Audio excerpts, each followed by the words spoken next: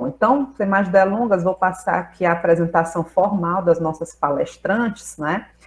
A professora Júlia Malanche, ela é doutora em educação escolar pela Unesp Araraquara, ela tem pós-doutorado em educação e currículo no Institute of Education, na Universidade de Londres, né? Ela é professora adjunta do Centro de Educação, Letras e Saúde, no programa de pós-graduação em ensino da UniOeste, Campus Foz do Iguaçu. Ela é membro do grupo de pesquisa Estudos Marxistas da Educação, da Unesp Araraquara, e também do grupo de estudos e pesquisas História, Sociedade e Educação do Brasil, GT da região oeste do Paraná. Né? E os temas que ela tem desenvolvido, pesquisas, estudos, né, são na área de políticas nacionais de formação de professores, políticas curriculares, currículo escolar, teoria do currículo, teorias pedagógicas e pedagogia histórico-crítica. É autora dos livros Cultura, Conhecimento e Currículo, Contribuições à Pedagogia Histórico-Crítica, Políticas Nacionais de Formação de Professores à Distância, uma análise crítica, e lançou recentemente, né, um livro que eu acho que é bastante interessante, né, estamos aqui aguardando, professor, ansiosos que autores associados disponibilize logo o livro para a gente, que é o livro A Pedagogia Histórico-Crítica e as Políticas Educacionais e a BNCC, né, que ela organizou junto com outros autores, né, como o professor Paulino Osso, que também é lá da UniOeste. Né. Então, a professora Júlia ela tem desenvolvido um trabalho de pesquisa bastante consistente, né, no campo do currículo, a partir de uma análise crítica, né, do currículo dentro da perspectiva que nós podemos chamar de hegemônica, né, e também propondo, né, formas de se pensar o currículo a partir de uma outra fundamentação pedagógica, filosófica, teórica, que seria a pedagogia histórico-crítica. Né? Então, isso para nós é uma contribuição muito importante, né, porque nós, educadores, temos que dar um passo à frente no sentido de poder propor, né, outras formas de se pensar o currículo escolar. Né? E a Débora, a Débora Cristine Trindade Zanck, ela foi orientando da professora Júlia Malanche no mestrado, e ela é mestre em ensino pelo programa de pós-graduação da Universidade Estadual do Oeste do Paraná, no campus Foz do Iguaçu, é professora da rede estadual na cidade de Foz do Iguaçu, né, e membro do grupo de estudos e pesquisa História, Sociedade e Educação no Brasil, no GT do Oeste do Paraná, e ela produziu uma dissertação de mestrado que trata justamente, né, sobre a reforma do ensino médio. Né? Então, ela vai trazer uma análise muito rica e muito atualizada, né, já que ela recém defendeu a sua dissertação de mestrado, no que se refere ao tema, né, da reforma do ensino médio. Então, vou passar a palavra para vocês, as professoras, né, vocês fiquem à vontade para definir, né, nós já conversamos anteriormente, a professora Júlia, ela vai iniciar, né, e depois a gente segue passando a palavra para a professora Débora, ok? Ok. Então, boa noite, Ana Paula. Boa noite a todos que estão fazendo parte desse webinário. Quero agradecer o convite para estar aqui com vocês, conversando, né, passando um pouco das nossas pesquisas e também participando do debate. Como a professora Ana Paula falou, tempos tão pesados, né, de precarização do nosso trabalho e acúmulo de atividades, porque antes, se a gente tinha que dar um tempo para sair de uma reunião e ir para outra, agora a gente fecha uma e já abre outra, né? Ou sai de uma live e já vai para outra. Então, realmente a gente tem acumulado. Por outro lado, a gente tem se articulado mais, né? Tem conseguido conversar com outras pessoas, como a Ana Paula falou, de outras cidades, de outros estados, e então a gente tem que pegar esse elemento de contradição e tentar fazer dele uma forma de nos fortalecer e nos articular nesse momento tão difícil e que com certeza, né, o Estado como representante da burguesia, vai aproveitar esse momento para fazer mais ataques à classe trabalhadora. A professora Sandra Maria, eu conheci quando estive aí no ano passado também. Eu fui no período de 12 a 15 de outubro, né, no evento organizado pela formação, pelo STED BR daí do Maranhão. Então, que bom vê-la, Sandra, mesmo, né, remotamente, mas é bom a gente ter esse contato. Então, eu e a Débora organizamos, né, para a gente não atrasar muito, eu e a Débora nos organizamos para eu começar, porque, como a professora Ana Paula colocou, o objeto da Débora de pesquisa no mestrado foi porque a Débora é pedagoga, né, pedagoga e professora na rede estadual, na rede de educação básica aqui do Paraná, então trabalhando um pouco mais com o pessoal do ensino médio, no colégio que ela atua, e então ela foi vivenciando algumas questões na prática social e foi buscando isso na legislação, em toda esse projeto, né, de sociedade e de educação que está posto para nós e que vem sendo implementado nas últimas décadas, né? Um projeto de sociedade, um projeto educacional, portanto, um projeto de formação humana. E aí eu e a Débora conversamos que eu vou fazer uma introdução mais geral e a Débora aí aprofunda a questão da reforma do ensino médio e os contrapontos para se pensar o ensino médio a partir da pedagogia histórico-crítica, tá? Então vamos tentar compartilhar os slides, que inclusive estão numa sequência, onde eu paro, a Débora continua, daí que a gente organizou o mesmo arquivo, tá? Vamos ver se a gente consegue compartilhar aqui. Deixa eu ver, já está aberto aqui. Deixa eu ver se é esse.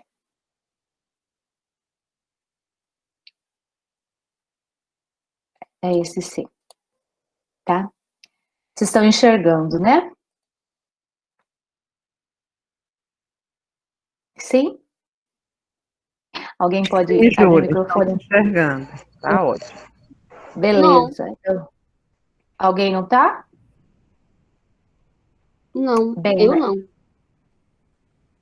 Pode ser alguma coisa no seu... Pode ser Quem é que não Agora tá? sim, agora eu vejo. Tá ok, ok. É que às vezes demora um pouquinho se está no celular ou, né, conforme a internet. Mas que bom. Então, a proposta da nossa fala de hoje, ela tem o título A BNCC e a Reforma do Ensino Médio, Implicações para o Currículo da Educação Básica. Eu só vou colocar aqui o tempo para não passar do tempo, para dar mais tempo para... A gente acaba se empolgando, né?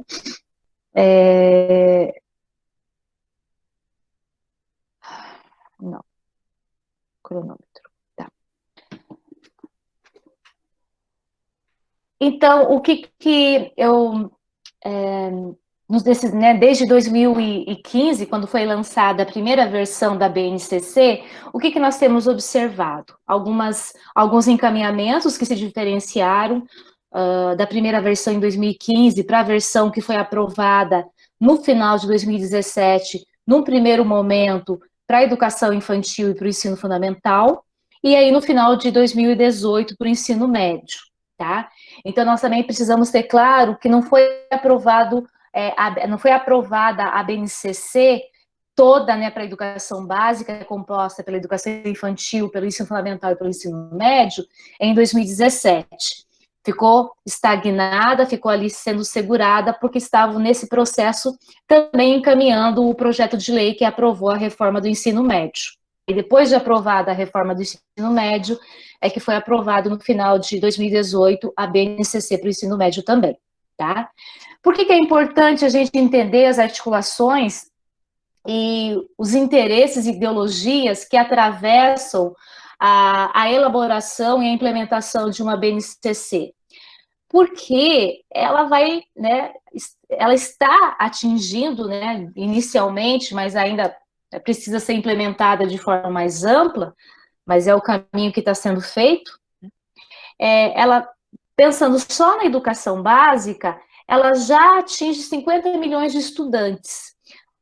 Estamos formando 50 milhões de pessoas a partir da teoria pedagógica que direciona a BNCC.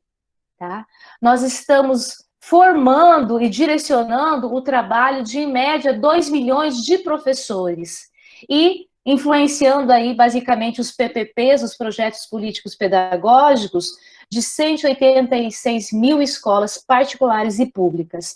Então, olha o número de pessoas, de estudantes, de professores e de estabelecimentos que serão direcionados por essa BNCC.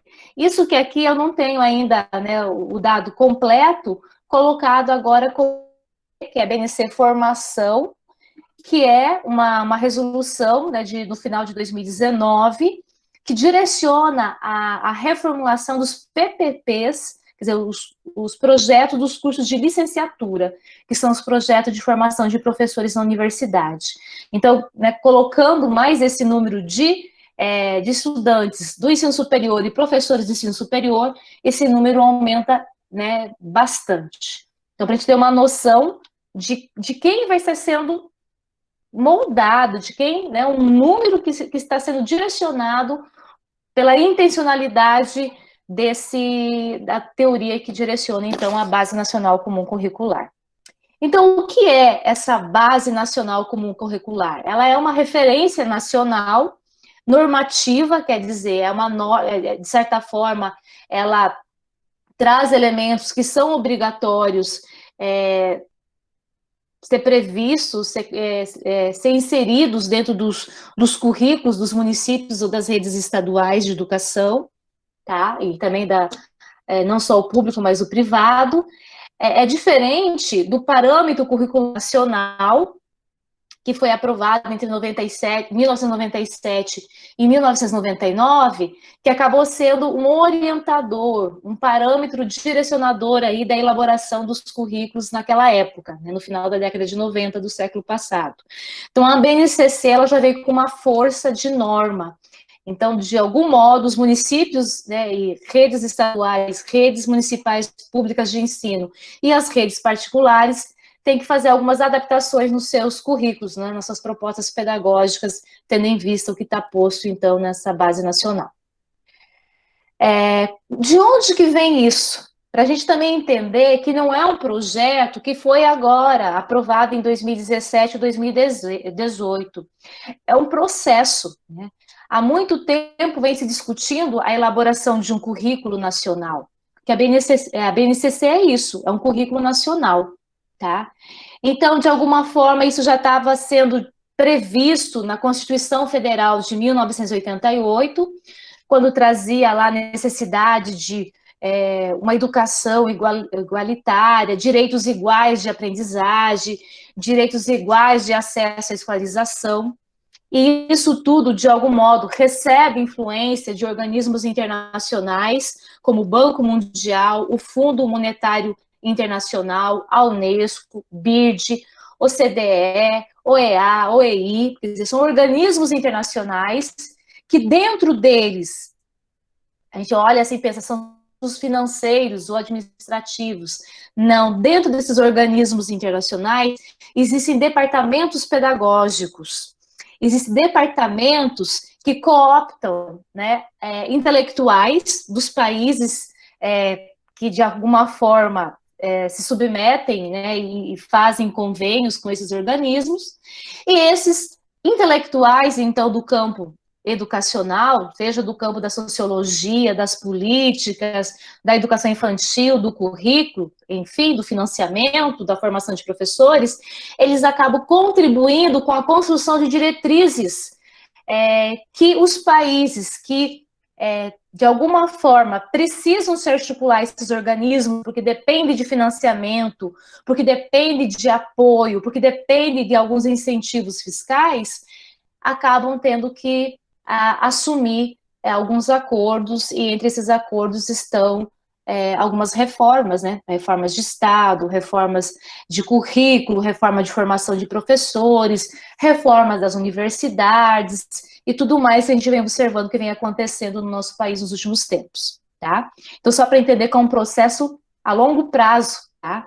Então, na LDB já a LDB número 9.093/94 de 1996, também já previa algumas questões no artigo 26 e 64, tá?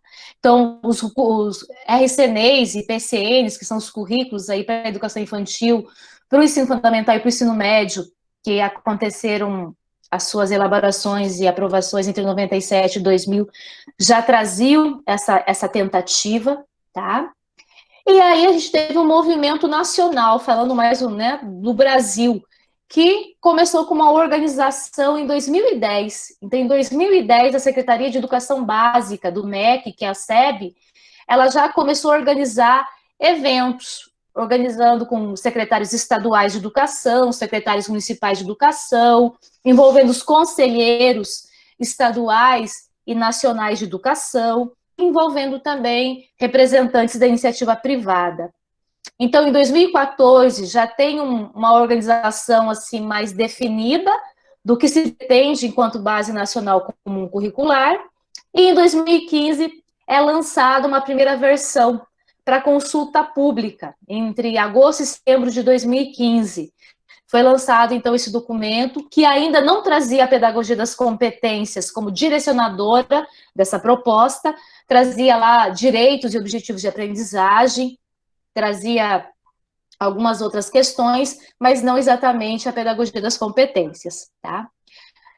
E aí a gente tem, no final, com o golpe parlamentar, né, com o golpe aí que retirou a presidente Dilma e colocou, então, o Temer, mudou, né, mudaram algumas pessoas da equipe do Ministério da Educação, e aquilo que já aparecia, né, os grupos aí privados, representados Todos pela Educação, que é um grupo que envolve várias fundações e empresas multinacionais, institutos, que tem como líderes a Fundação Lehman, já trazia, então, essa influência dos setores privados. Mas com o golpe parlamentar, então, que retirou a presidente, a professora Dilma, a presidente Dilma, né, da presidência, isso ficou muito mais acirrado, isso ficou muito mais claro, e aquilo que não aparecia enquanto pedagogia direcionadora começou a aparecer, que é a pedagogia das competências, tá? Então, vem lá as 10 competências que devem ser previstas, a questão de como explorar isso dentro de uma perspectiva de meritocracia, de eficácia, de empreendedorismo, enfim, de todo aquele discurso que a gente sabe que vem dentro de um discurso empresarial, de gerenciamento, de realmente trazer a questão da empregabilidade enquanto formação do indivíduo, e não a formação emancipadora, uma formação humana mais ampla, unilateral, tá? Então, aqui tem alguns grupos, dentro da tabela em vermelho, que a gente viu, levantou, mas existem outros, né? Aqui são os principais, então, que estiveram presentes nessa primeira fase aí da elaboração e da implementação da BNCC. Então, como eu já falei, temos aí dentro do setor privado, que participou dessa elaboração, o grupo chamado Todos pela Educação, e que é liderado, então, pela Fundação Lehman, né, que tem como presidente aí o Jorge Paulo Lehman. Então, Fundação Atlas, Roberto Marinho, Bradesco, Telefônica, Vitor Civita, Gerdau e todos esses outros que vocês estão vendo aí, são o exemplo de algumas fundações e institutos que fazem parte do Todos pela Educação e que patrocinaram e continuam patrocinando a implementação de um currículo nacional. Dentro do setor público, quem participou dessa elaboração e dessa discussão? Pessoas, né, representantes aí do MEC, do Conselho Nacional de Educação, que é o CNE, CONSED, que é o Conselho Nacional dos Secretários de Educação estaduais, né, e a Undime, que é a União dos Dirigentes Municipais de Educação. Mas eu sempre destaco que mesmo dentro dos representantes do setor público, nós temos interesses do setor privado sendo direcionado, porque quem, né, Quais são as pessoas que são nomeadas para estar dentro do MEC, dentro desse modelo social que nós temos, né? Muitas pessoas que representam bancos, representam institutos, representam igrejas, né? Representam fundações e setores da economia, né? Dentro do Conselho Nacional da Educação, nós temos também representantes de universidades privadas, escolas particulares, ONGs, enfim, temos representantes, mesmo dentro do setor público, representantes da iniciativa privada. E os próprios secretários, né, estaduais ou municipais de educação, muitas vezes são nomeados por interesses econômicos do município e de quem apoiou o prefeito ou o governador. Então, o que a gente pode analisar disso tudo é que, no geral, né, é uma influência aí de 80% do setor privado dentro dessas discussões aí que levaram à aprovação da BNCC. Os fundamentos pedagógicos da BNCC. Então, nós temos lá, não lembrado agora se na página 10 ou 12, enfim, no início da BNCC, as 10 competências. Eu sempre falo para o pessoal, não adianta a gente ficar lendo cada competência daquela individualmente. A gente tem que entender que essas 10 competências, elas estão postas dentro de uma concepção de sociedade, dentro de uma concepção de currículo, dentro de uma concepção de formação do ser humano. Porque se você olhar individualmente qual é a competência daquela, você vai falar assim, mas isso aqui não está tão diferente do que eu penso, isso aqui não está tão contraditório com o que eu imagino que seja a função, muitas vezes, da escola. Mas você tem que entender o fundamento teórico desse pensamento, né? E o fundamento teórico que está posto aí é o fundamento que prevê formar indivíduos que saibam fazer e não que saibam pensar junto com o saber fazer. Porque nós também defendemos que nós temos que nos formar enquanto seres humanos que saibamos também fazer, né? Nós precisamos nos formar enquanto profissionais responsáveis, competentes, comprometidos, né?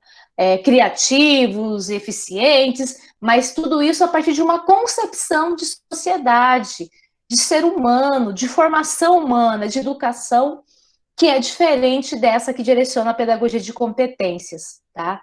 Então, o cerne do pensamento que trabalha por competências acaba defendendo uma formação mais tecnicista, mais flexível, adaptativa, eficiente, meritocrática, né, empreendedora. É uma formação para o emprego e não para o trabalho no sentido emancipador e formação humana emancipadora. É trazer uma racionalidade que já está posta aí desde o início da década 20, década de 30 do século passado, que resultou na tecnicista, lá na década de 60 e 70, que acabou influenciando aí a reforma da 5692, tá? Que instituiu o ensino médio técnico, né, profissionalizante naquela década, durante, inclusive, a ditadura militar. Então, o que direciona uma teoria por competências, o que direciona uma pedagogia de competências, é um pensamento que acaba esvaziando uma formação mais ampla, uma formação mais articulada, uma formação que desenvolve também, além de você saber fazer, de você ter o domínio das técnicas, você ter um pensamento crítico, você ter uma ação e entender a realidade para além daquilo que está sendo visto ali no imediato, no cotidiano, no senso comum, tá? Então, o que a gente observa sendo articulado pelas políticas nacionais e que estão submetidas, então, a um projeto mundial, sim, e um projeto nacional de educação, sim, tá?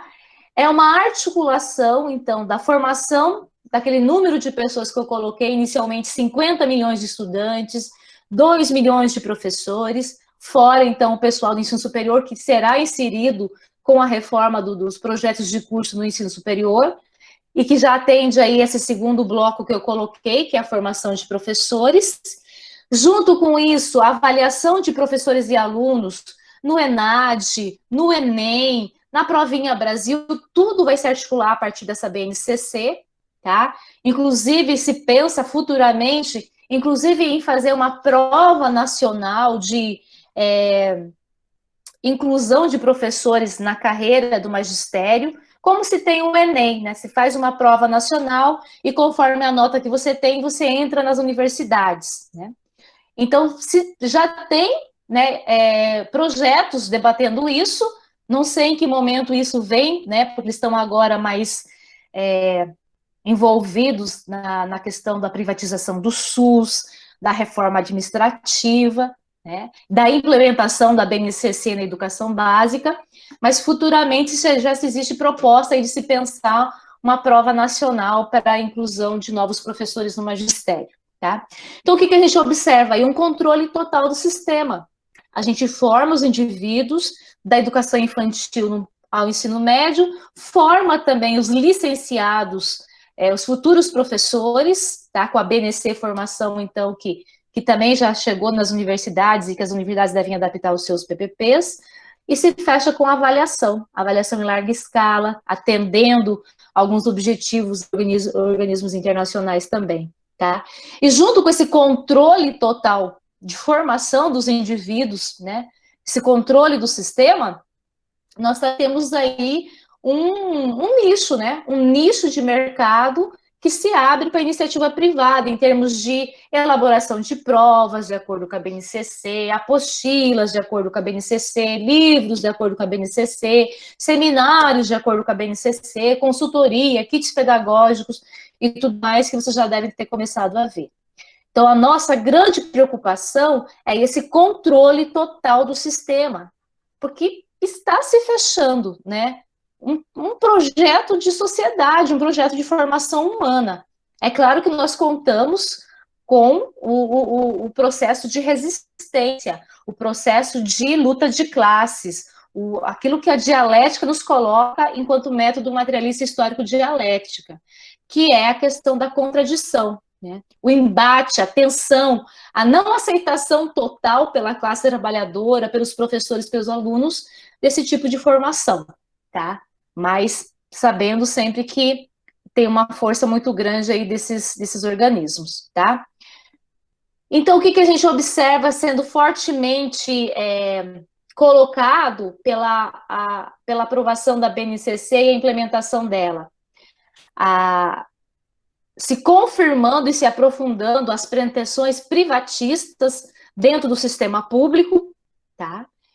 A gente sempre fala, né, é uma articulação do sistema privado para atuar dentro do sistema público. Então, isso não só com o interesse de lucrar, mas com o interesse de direcionar a formação da classe trabalhadora, tá?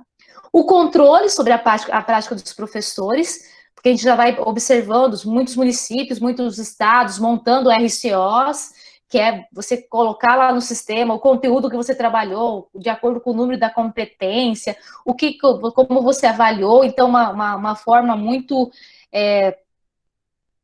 engessada, né, de tentar controlar o trabalho docente, que 100% a gente sabe que não é possível, mas se tem esse interesse, e aquilo que eu falei em termos de produção de materiais.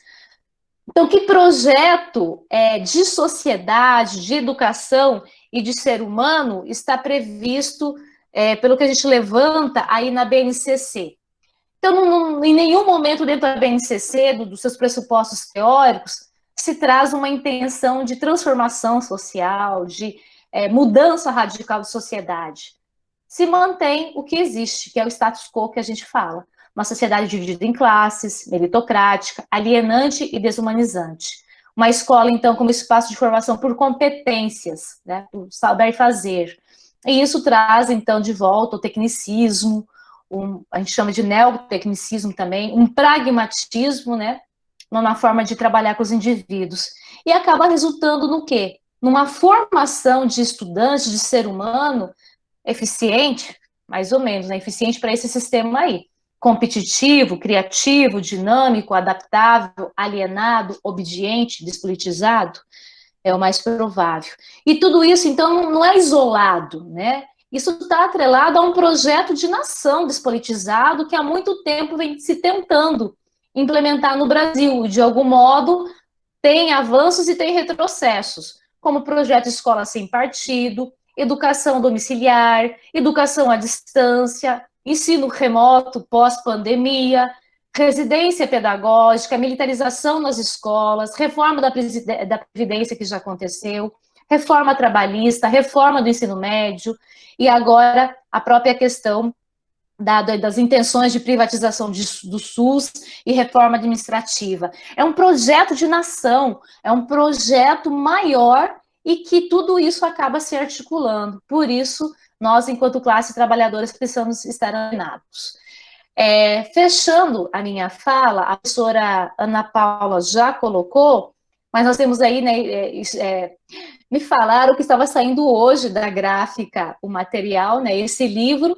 Dentro desse livro tem 10 capítulos que estão discutindo a BNCC e contrapontos, alternativas a partir da pedagogia histórico-crítica. E tem um capítulo meu e da Débora, falando sobre o ensino médio, a BNCC e a reforma do ensino médio.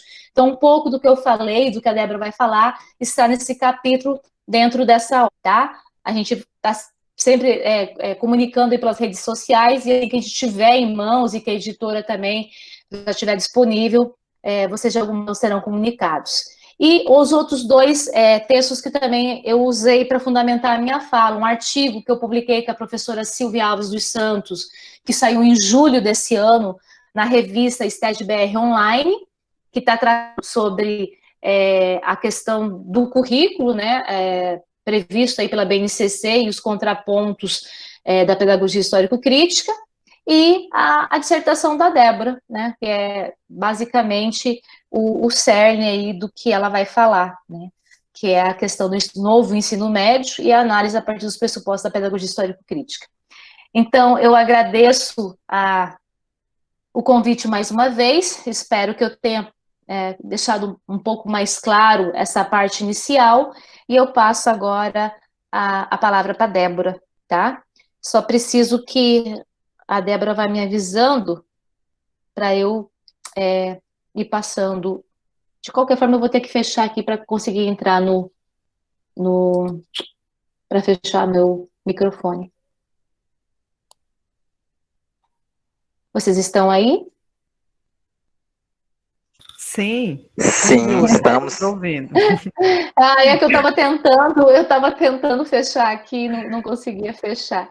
E a Débora pediu para eu ir passando para ela os slides, e aí eu falei, então, deixa só eu fechar aqui e para fechar o meu microfone. Ok. Uhum. Débora? Sim. Tá. Olá, boa noite. Não sei se você... Não é esse slide, Júlia, um pouquinho mais para frente. Queria agradecer também a participação aqui no encontro. Está todo mundo me ouvindo? Está tudo bem? Sim. Beleza. Sim, Queria agradecer, bem. então, a participação, o convite para participar desse encontro. Fico feliz em contribuir, mais uma vez, com o debate sobre a reforma do ensino médio, sobre a formação em nível médio como um todo, e sobre a pedagogia histórico-crítica, né, sobre a nossa grande aí, perspectiva, no caso, para a educação.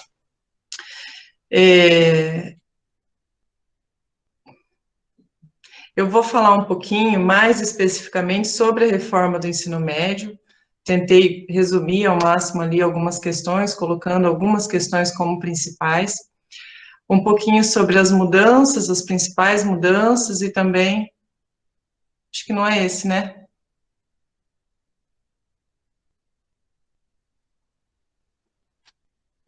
Quer que eu coloque? Não dá para te ouvir. Pode ir falando que eu estou abrindo aqui. Ah, tá. Então tá, falar um pouquinho sobre as principais mudanças que estão sendo elencadas nesse processo de reforma, também alguns problemas em relação à formação dos estudantes, a formação dos indivíduos no geral, e as implicações, algumas implicações no trabalho do professor.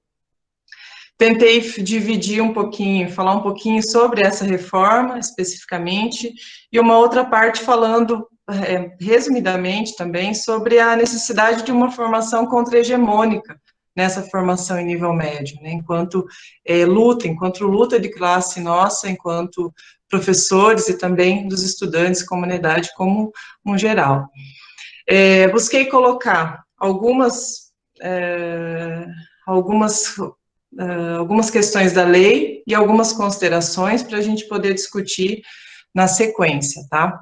Então, só relembrando, a professora Júlia já bem colocou que nós tivemos aí a MP em 2016, colocada forçadamente pelo governo Michel Temer, assim que da entrada dele, ele mudou o ministério, e com a saída, né, através daquele golpe parlamentar da presidenta Dilma Rousseff. Na sequência, muito rápido também, houve a aprovação da Lei 13.415, em 2017, trazendo essas mudanças, alterando, então, a LDB de uma forma bastante pragmática, né, rápida, incisa. Então, dentre algumas coisas que eu elenquei, as disciplinas agora, então, são entendidas, não são mais disciplinas, são componentes curriculares, sendo que apenas língua portuguesa e matemática são obrigatórias durante todo o período do ensino médio, as demais disciplinas passam a não ser obrigatórias, e também não precisam mais ter em todas as séries, em todos os anos do curso. A única opção que se tem de língua estrangeira é o inglês, até pode haver a colocação de espanhol, mas de forma optativa, e se houver condição da escola, enfim, da instituição. As disciplinas de arte, educação física, sociologia, filosofia, aparecem apenas como estudos e práticas, tirando, então, a obrigatoriedade. Também os sistemas de créditos, convênios com instituições à distância, o próprio ensino à distância entrando de uma forma bastante sutil, diria que até não é tão sutil aqui nessa reforma do ensino médio. Dentre algumas considerações, primeiro, né, existe um argumento para toda essa reorganização, de que há muitas disciplinas hoje para o ensino médio, para os estudantes em nível médio.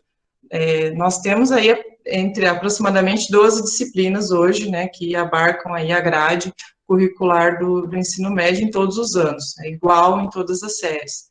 Então, também há uma grande ênfase em melhorar os resultados nas avaliações em larga escala, isso fica explícito em todo o período em todo o projeto aí dessa reforma, desse novo ensino médio, melhorar esses índices nessas avaliações externas, até a própria colocação e a própria importância que é dada à língua portuguesa e à matemática já provam esse objetivo explícito. E também outra questão em relação a essas disciplinas não obrigatórias, como eu falei, educação física, sociologia, filosofia, né? Como seriam esses estudos e práticas? Será que módulos? Será que oficinas? Será que vão validar diplomas de outras instituições? Como que vão ser esses convênios, então, com as instituições privadas? Serão à distância? Como que irão acontecer? Olha a abertura, o tamanho da abertura que é dado pela lei, na entrada, então, desse setor privado na escola, como de uma forma bastante abrangente. Então, a manutenção, o que a gente vê? A manutenção, o interesse na manutenção do domínio cultural, através da escola, do domínio social, e, por si só, do domínio econômico também, manter a organização social e econômica que se tem hoje, a partir do trabalho da escola.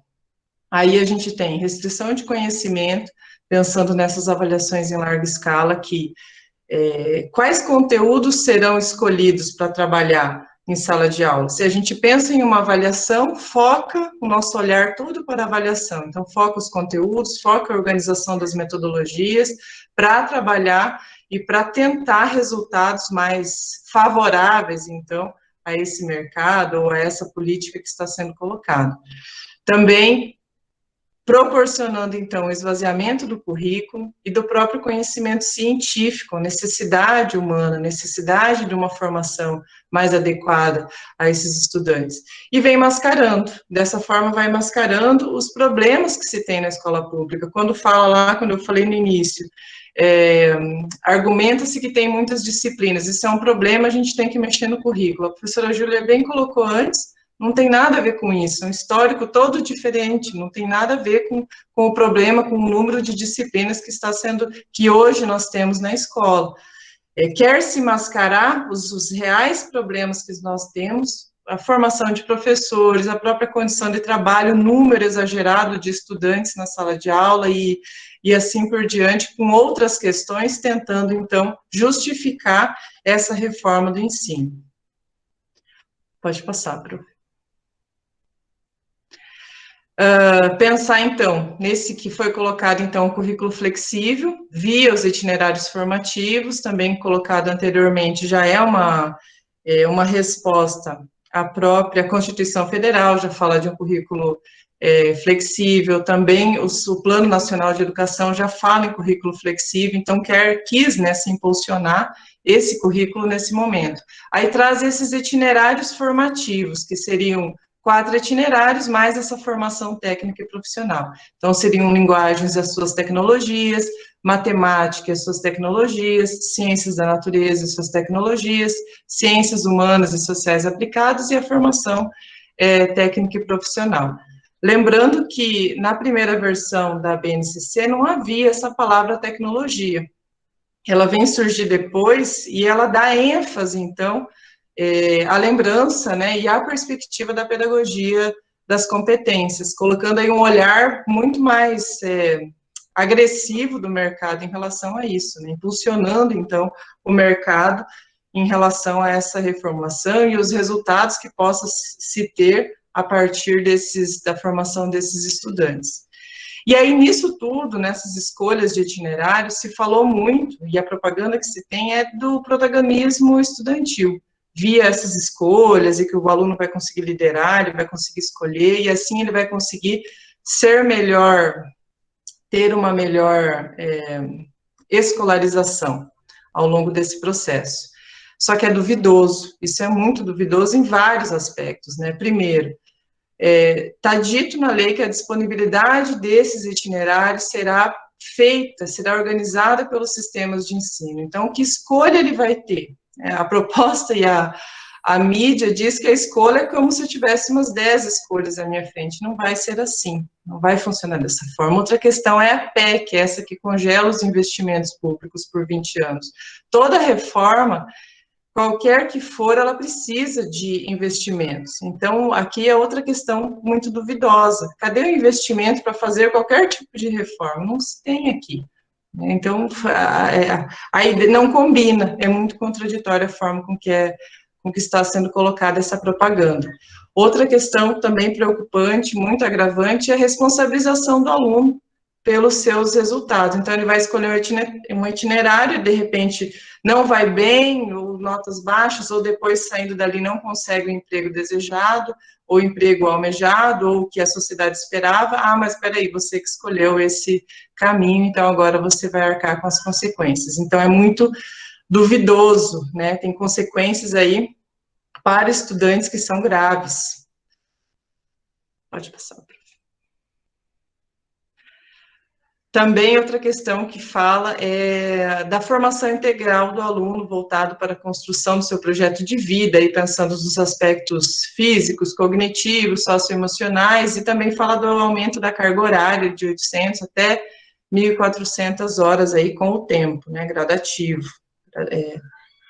Então, se confunde muito a educação integral com essa formação que seria esses aspectos físicos, cognitivos, e a formação em tempo integral, aumentando um pouquinho do tempo de estudo e tal. Mas aí antes mesmo já volta aquela questão, cadê o investimento? Se for ter uma formação mesmo em tempo integral, cadê o investimento para conseguir fazer esse tipo de questão? A menos, né, que eles estejam realmente organizando essa educação à distância, formalizando de alguma forma, para aumentar, então, os outros espaços, os alunos em vários espaços diferenciados, então, legitimar isso de alguma forma. Aí coloquei algumas questões aqui. Como que se faz uma formação integral com apenas um itinerário formativo? É contraditório, é completamente absurdo. Se você se acompanha em um itinerário, você não consegue fazer uma formação integral, você não consegue pensar numa formação em sua amplitude, unitária, que pense numa totalidade. Isso está fora, isso não, né, mesmo todos aqueles aspectos ditos ali em cima, não consegue.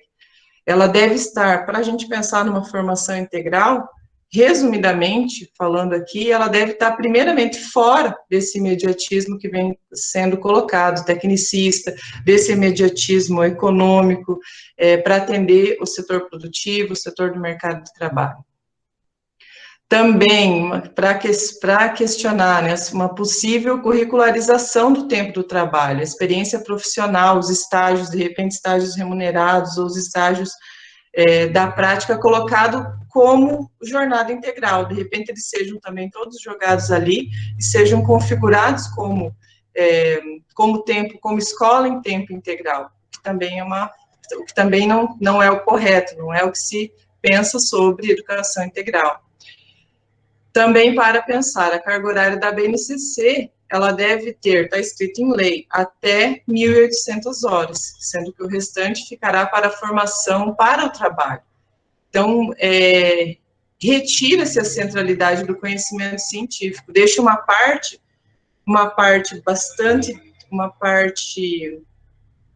deixa-se apenas uma parte para esse conhecimento da base, que seriam as disciplinas de matemática, língua portuguesa, como um todo. 40%, talvez chegue a mais, não sei, vai ficar para as outras atividades de cunho mais técnico, ou preparação para o trabalho, para o mercado.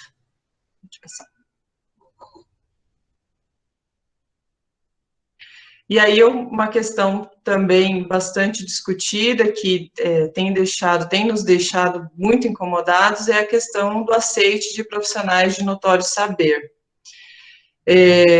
Quais seriam, então, as implicações para o professor ao longo de todo esse processo? Quais seriam as implicações na formação de professores também ao longo de todo esse processo? Então, primeiro, a redução da contratação dos profissionais com uma formação específica, deixando de lado a formação do professor, a sua especificidade, as mudanças na carreira do professor docente, e também na própria formação de professores, como que vai vir essa reforma, como que vai atingir lá os cursos de formação de licenciatura, como que eles vão encarar tudo isso, como que voltam esses profissionais para a escola a partir de então. A generalização e a sobrecarga do profissional, pensando muito, sendo muito otimista, talvez pensando numa ideia, o melhor que fosse, vamos pensar assim, que dentro da mesma área do conhecimento, os professores atuassem em qualquer uma das disciplinas, né? O professor especialista ali, licenciado em física, vai trabalhar química, biologia, enfim, vai trabalhar todas aquelas disciplinas da área, isso pensando de uma forma bacana ainda, né? E se vierem outros tipos de profissionais, se colocarem, né, quem tiver por ali vai trabalhar, porque se a gente pensa em apostilas, se a gente pensa em módulos, né, pode ser que nós estejamos aí sujeitos a uma forma muito mais estranhada de educação do que a gente está pensando. E com tudo isso, a própria desvalorização do profissional professor. Não sei se é possível mais do que isso, né, do que a gente já acaba passando, entre tantas aí restrições e lutas que temos ao longo do processo, ao longo da carreira, mas você dizer que qualquer um pode ensinar qualquer coisa, você deixa de lado, você acaba deixando de lado a profissão do professor, você deixa de lado a importância do professor, a importância do conhecimento, acabando deixando a profissão docente em segundo plano. Pode passar. Então, a reforma ela é contrária aos interesses dos filhos da classe dos trabalhadores, a nossa classe como um todo, porque ela esvazia a escola dos conhecimentos científicos, retira a especificidade da escola como um todo, retira a formação específica dos professores e a sua valorização enquanto profissional, enquanto levar a educação como um todo aos indivíduos, e distancia a compreensão, portanto, da totalidade, do conhecimento do conjunto, de fazer análise de conjuntura dos indivíduos, porque para a organização de uma sociedade diferenciada, diferente dessa reprodução, diferente da sociedade capitalista, a gente precisa pensar, entender a conjuntura. E para fazer isso, a gente precisa estudar vários conteúdos que abarcam várias disciplinas, vários conhecimentos diferenciados, para conseguir fazer essa síntese e entender esse movimento histórico que nós temos e que nós estamos hoje. Então, para pensar uma organização de sociedade diferente, a gente precisa de educação, precisa entender e conseguir fazer uma análise de conjuntura da totalidade. Então, nega-se o conhecimento, e não nega-se o conhecimento de graça. Tem, então, uma objetividade, uma perspectiva por trás. Nega-se o conhecimento histórico da humanidade necessário ao desenvolvimento da capacidade crítica e da autonomia do pensamento para lutar por direitos. Quando você não tem acesso ao conhecimento mais desenvolvido pela humanidade para pensar de uma forma diferente, é impossível ou quase impossível pensar em direitos, pensar numa perspectiva nova, pensar numa realidade fora dessa reprodução da sociedade capitalista, na qual estamos hoje. Pode passar.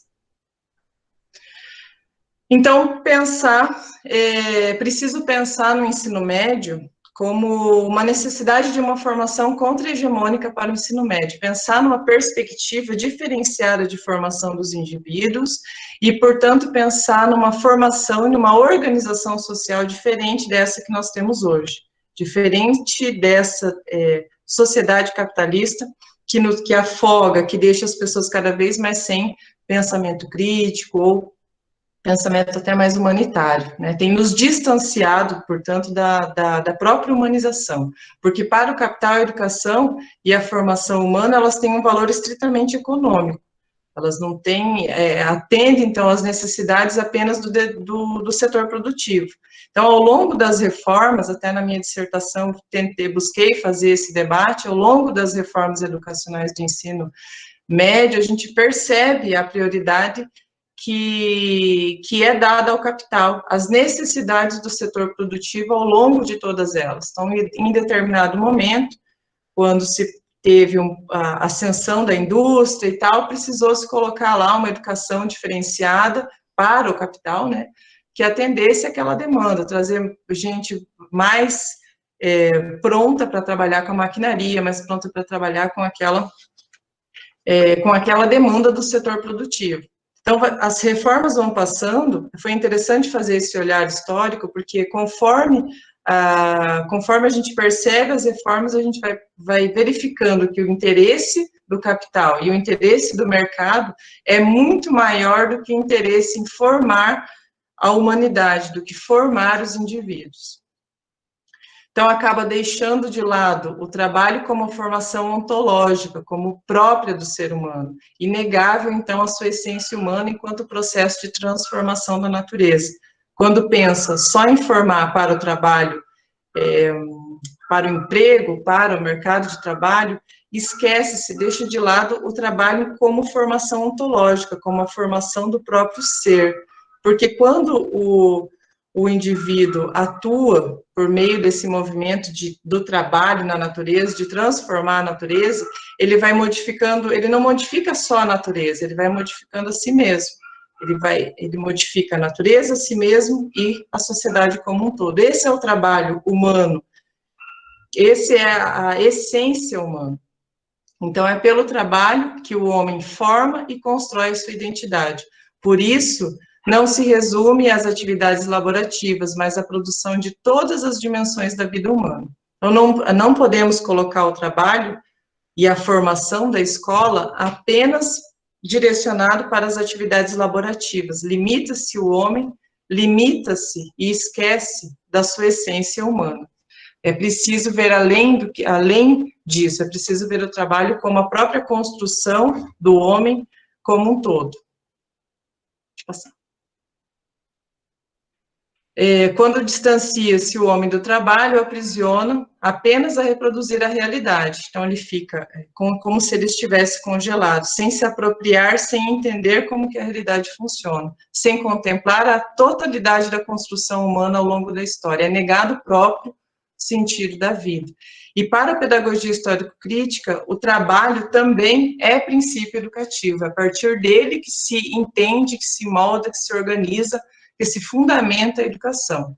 Então, trata-se de superar a imediaticidade do mercado de trabalho, que é a formação técnica, precisamente a formação técnica, a formação produtivista, voltada estritamente para a economia, para a organização da economia. Então, trata-se de entender a formação como base da natureza ontocrítica, como essência do ser, portanto, né, permeando a construção do homem, a sua própria especificidade. Então, entender que o trabalho como princípio educativo é a essência da educação, é a essência da formação humana.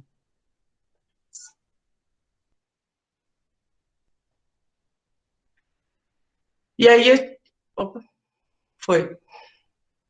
e aí a gente pensa na educação, pensar numa educação diferente é pensar numa educação unitária. Pensar, então, para a pedagogia histórico-crítica, a melhor forma, a melhor alternativa para a educação é a politecnia. E a politecnia, resumidamente, né, ela busca romper a dicotomia que existe entre a educação básica e técnica, resgatando o princípio da formação humana em sua totalidade, buscando integrar, seria, então, a própria educação integral, formação integral.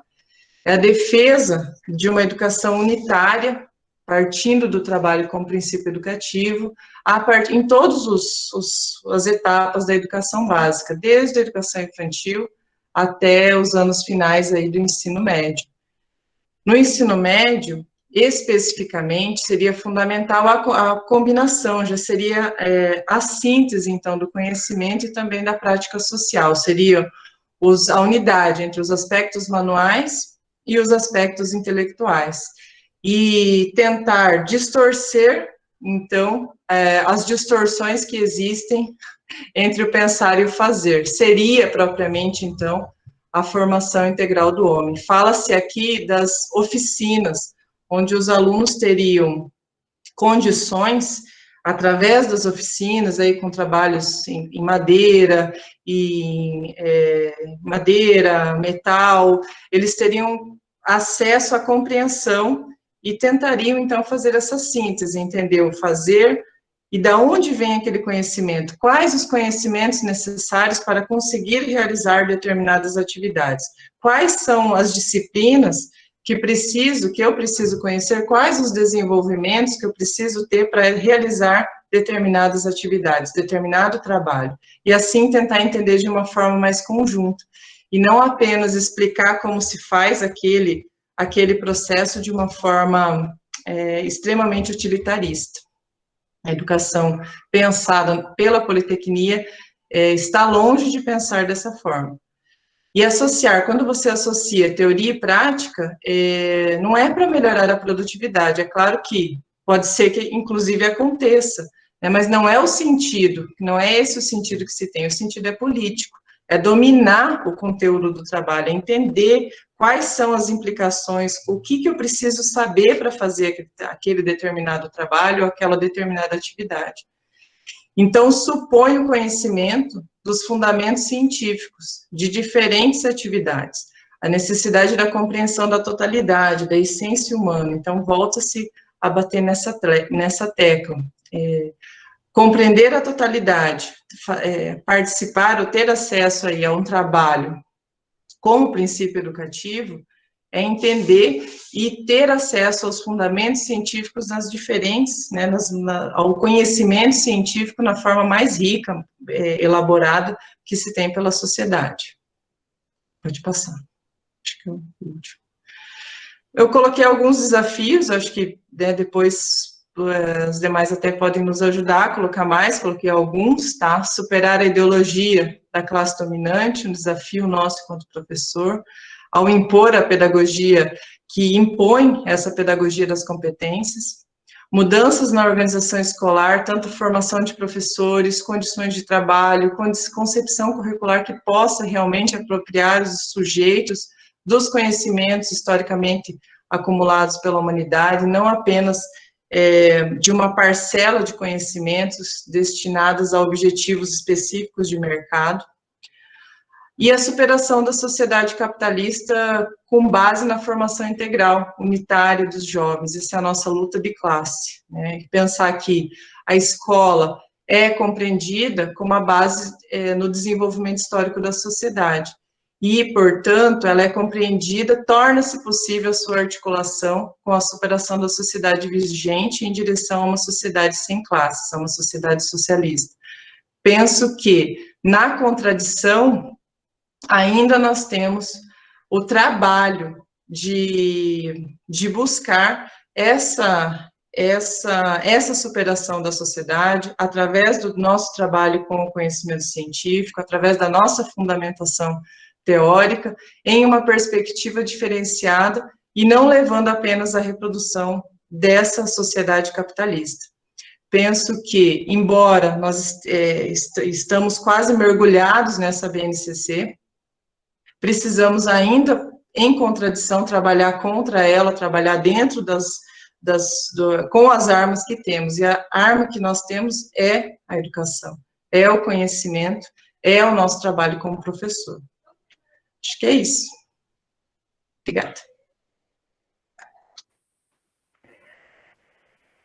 Obrigado, Débora. Obrigada, Júlia.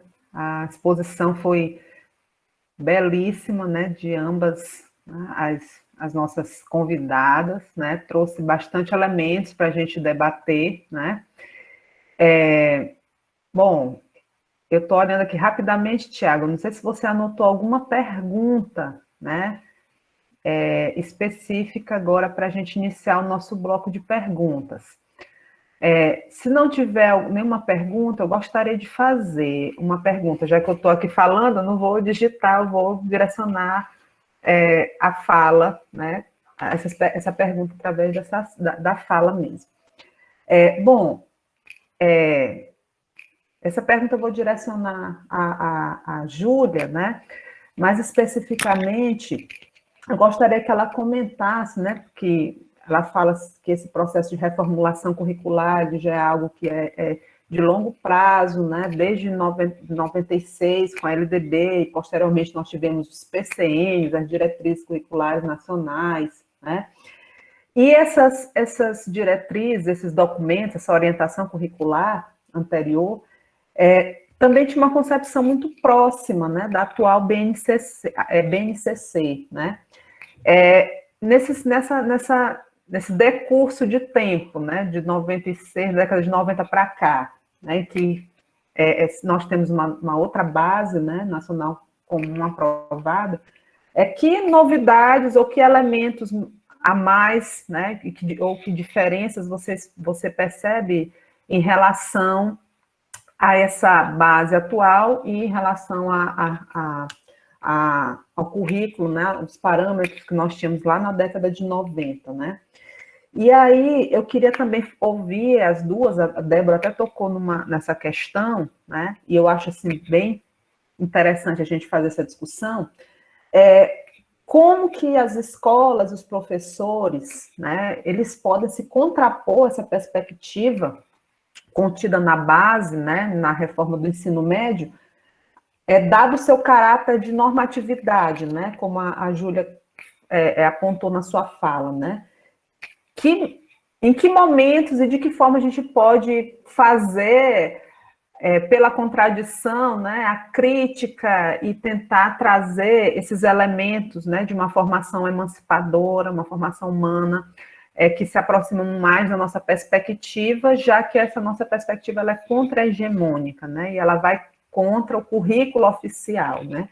Então, queria ouvi-las, né, enquanto o pessoal aí talvez esteja pensando aí questões, né, em relação a essas duas perguntas. Obrigada. Tá, joia. Então, já que você fez uma para mim separado, eu vou iniciar respondendo, depois eu passo para a Débora, tá? Então, Ana Paula, ótima pergunta que você fez, que daí permite eu colocar o que aconteceu entre os PCNs, né, e a BNCC. O que aconteceu? Os PCNs, eles foram elaborados durante o governo do Fernando Henrique Cardoso, né, anos de 96, 95, 96, porque daí foram aprovados do ensino fundamental entre 97 e 98, o RCNEI em 1999, que é o de educação infantil, e o do ensino médio em 2000, tá? Então, todos os que... Então, só para recuperar um pouco do que aconteceu com ele, para daí explicar o que aconteceu nesse meio. Participaram da elaboração desses PCNs alguns professores de algumas universidades brasileiras, mas o cerne foi o pensamento construtivista do César Coll, que é um estudioso, então, né, da Espanha, e que trouxe alguns elementos da reforma que tinha acontecido na Espanha, e que já não tinha dado certo, né? Já não tinha, o pessoal tinha feito uma primeira avaliação na Espanha e tinha entendido que o currículo elaborado dessa forma não estava trazendo uma formação mais, vamos pensar assim, eficaz, né? E do mesmo modo, isso veio para a reforma aqui no Brasil, porque era uma primeira tentativa, então, de um currículo nacional. Aí levou muita crítica, né, muitas contraposições dos outros professores que estão aí trabalhando, pesquisando a partir do currículo e das teorias pedagógicas. A própria resistência da escola, naquele momento, estava mais forte, da Escola de Educação Básica, e aquilo que era para ser um currículo nacional se tornou uma referência somente, um referencial, um parâmetro. Então, essa é um pouco a história do que aconteceu com os parâmetros curriculares e com os RCNEs, né, que são os referenciais para a educação infantil.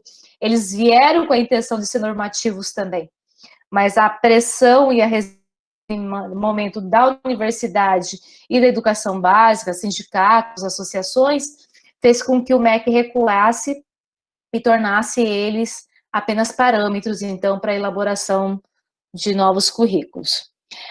Com a mudança de governo, né, saindo o PSDB e entrando o PT, e com, então, a mudança de algumas pessoas, da equipe, na verdade, do MEC e do projeto de direcionar a educação dentro do MEC, o que foi proposto foi elaborar novas diretrizes curriculares, tá? Que nós tínhamos também essas diretrizes, nós tínhamos as diretrizes de 97, 98, eu acho que era de 99, da educação, do ensino médio. Então, nós tínhamos as diretrizes curriculares nacionais para a educação básica e para o ensino superior, e nós tínhamos daí a proposição de um currículo nacional que acabou ficando como parâmetro, que foi os PCNs e os RCNs. Aí, quando veio o governo, né, do Partido dos Trabalhadores, eles fizeram uma crítica à pedagogia das competências. Então, todo o pessoal que foi convidado para assessorar, para debater, para direcionar a elaboração das novas diretrizes curriculares, foi um pessoal que fazia crítica à pedagogia das competências, tá? Então, foram montados alguns cadernos norteadores para debates sobre currículo, foram montados alguns seminários nacionais. Estava lá Antônio Flávio Moreira, Vera Maria Candô, Luiz Carlos de Freitas e vários outros, tá? Que acabaram participando da elaboração de alguns cadernos que direcionavam algumas questões para se pensar currículo. E a partir dessa discussão foram aprovadas as novas diretrizes curriculares. Então, durante o governo Lula e Dilma, foram aprovadas diretrizes curriculares entre foi aprovada uma geral para a educação básica que não existia antes, existia separado para a educação infantil, para o ensino fundamental e para o ensino médio. Aí foi aprovada uma geralzona em 2009 para a educação básica, e aí, na sequência, uma específica para cada etapa. Então, tem lá da educação infantil, tem lá do ensino fundamental e do ensino médio, que acho que foi aprovado por último em 2012. Então, essas diretrizes curriculares nacionais, elas, como diz o nome, elas trazem em linhas gerais o que deve ser pensado e que não pode faltar quando os municípios e redes estaduais vão elaborar os seus currículos, tá? Em termos de disciplinas, em termos de carga horária, em termos de alguns temas, alguns elementos aí que devem transpassar aí, atravessar esses currículos. E o que acontece? Essas diretrizes são aprovadas, elas não foram revogadas, elas ainda existem, né? Aí, na sequência, durante o governo Dilma ainda, começa a se elaborar, então, essa BNCC, e que daí, com o governo Temer, toma novamente a mesma direção que existia antes, que era a questão da pedagogia das competências. Então, aquilo que as diretrizes que estão em vigência criticam, estão postos na BNCC. Nós estamos vivendo um período de contradição dentro da legislação. Só que ninguém está levando em consideração isso. Todo mundo só está de olho na BNCC agora. Mas existe isso legalmente acontecendo ainda. Porque qual que é a linha que está direcionando as diretrizes curriculares? É o multiculturalismo. É a teoria multicultural. Também não é a pedagogia histórico-crítica. São as teorias multiculturais, tá? E a teoria que está direcionando a BNCC é a pedagogia das competências. Tá? É isso que nós temos hoje no Brasil, essa coisa eclética, tá? A segunda questão, vou responder um pouquinho, daí deixo para a Débora responder o restante, que ela também está lá na escola. A universidade é uma escola, né? Mas nós acabamos nos envolvendo um pouco mais com a questão da extensão e da pesquisa, e na escola acaba ficando um pouco mais essa coisa com o aluno, com pais e com o processo de ensino, né? E a reforma desses currículos aí. Então, é o que eu tenho que falar, e assim, são as conclusões que eu também tenho chegado, sabe, Ana Paula? Não existe teoria implementada se os professores não dominam aquilo, tá? Então, não existe como construir um currículo a partir da pedagogia histórico-crítica, vamos supor, se o professor não domina aquilo. Ele vai continuar fazendo aquilo que ele fazia. Eclético, tradicional, construtivista, tecnicista, né? Vai continuar fazendo aquilo. Então, se ele não tem uma formação, ou formação inicial, ou formação continuada, e que ele realmente compreenda e entenda que aquilo é importante na ação dele enquanto professor, pode vir o currículo que vier, pode vir a diretriz que vier, que ela não vai se efetivar de forma completa em sala de aula. Então, em relação à BNCC, se o professor ele já domina uma perspectiva crítica, emancipadora, transformadora de ensino, ele já entendeu que é preciso trabalhar com o aluno dele, para além do saber técnico, para além do saber fazer, ele não vai deixar de fazer isso com a BNCC. Porque é o que eu falei esses dias numa outra palestra. A BNCC, ela é muito menos do que nós já com a pedagogia histórico-crítica. Então, para trabalhar com a pedagogia histórico-crítica, a gente, além de dominar com profundidade o conteúdo de cada disciplina, a gente também tem que, a todo momento, estar aprofundando e buscando novas formas de transmitir aquilo, de ensinar aquilo. Então, se a gente realmente já, de algum modo, trabalha com a pedagogia histórico-crítica, a gente já está anos-luz à frente da BNCC. E a gente não vai retroagir, a gente não consegue fazer menos do que a gente já faz, a gente não consegue cortar o nosso trabalho pelo meio, né? Então, tem muito a nossa resistência, a nossa contraposição, nós sermos contra-hegemônicos, está na nossa formação, na concepção que nós temos de sociedade, de escola, de função de professor e de qual conteúdo que nós devemos trabalhar. Então, vem BNCC, vem PCN, vem o caramba, eu não vou mudar a minha prática.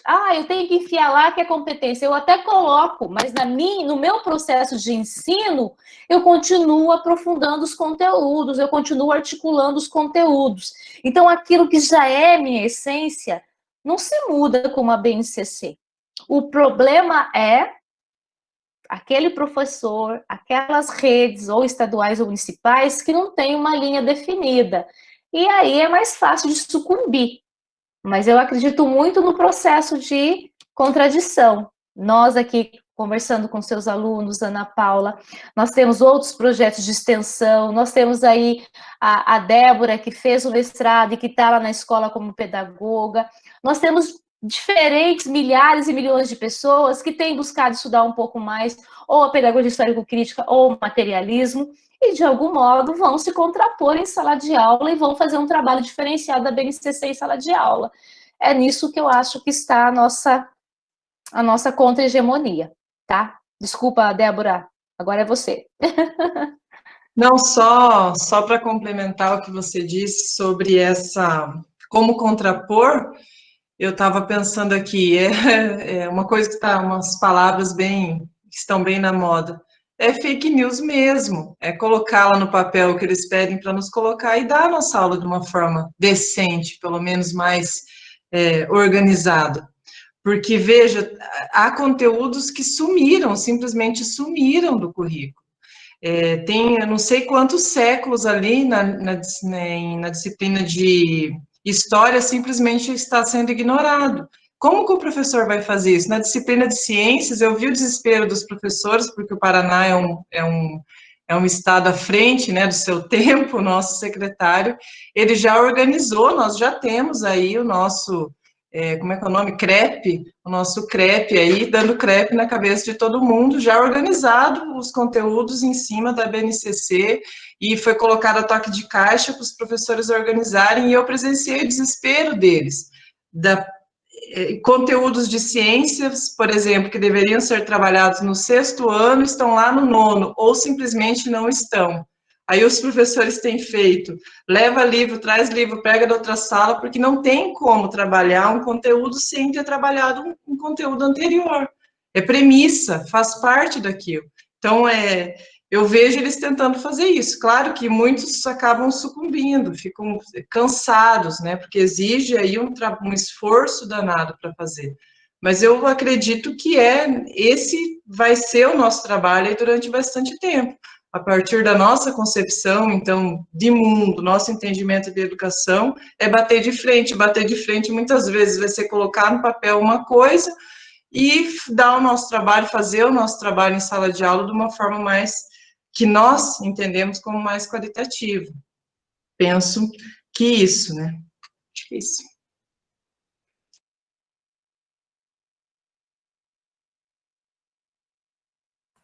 Bom, ok, Débora, Júlia, obrigado. Eu estou vendo aqui que no chat não tem assim, que eu perdi um pouco a minha conexão, saí de novo da sala e perdi as mensagens. Não sei se o Tiago anotou aí mais alguma questão. Se não há mais nenhuma questão no chat, eu vou deixar que as pessoas façam algum comentário livre, né? Professora Sandra, professora Vanessa, professora Denise, que estão aqui na sala. Boa noite a todos. Boa noite, Júlia. Boa noite, Débora. Boa noite, Ana Paula. Muito obrigada por nos permitir estar aqui com vocês e aprender muito, né? Muito bom aprender sempre. E ouvir essas palavras animadoras das contradições, das pessoas que estão resistindo. E aí, Vanessa, quando Débora estava falando sobre o notório saber e perigo de ter essas pessoas atuando uma formação e atuando em diferentes disciplinas, aí Vanessa fez um comentário em cima disso, aqui no chat, e eu me lembrei da TV Escola, da TVE. Aqui no Maranhão, a TVE foi pioneira, ela foi implantada em 1969. E eram contratados monitores, e a essa época não tinham sequer o curso superior. Era aquela formação do curso normal, mais um ano complementar.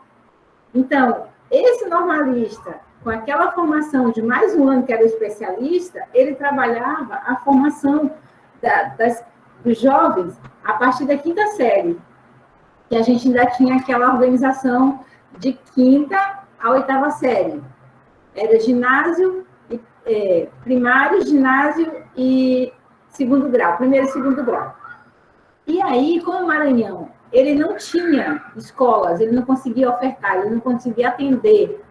Nessa época, o Estado, ele tinha 3 escolas de ensino médio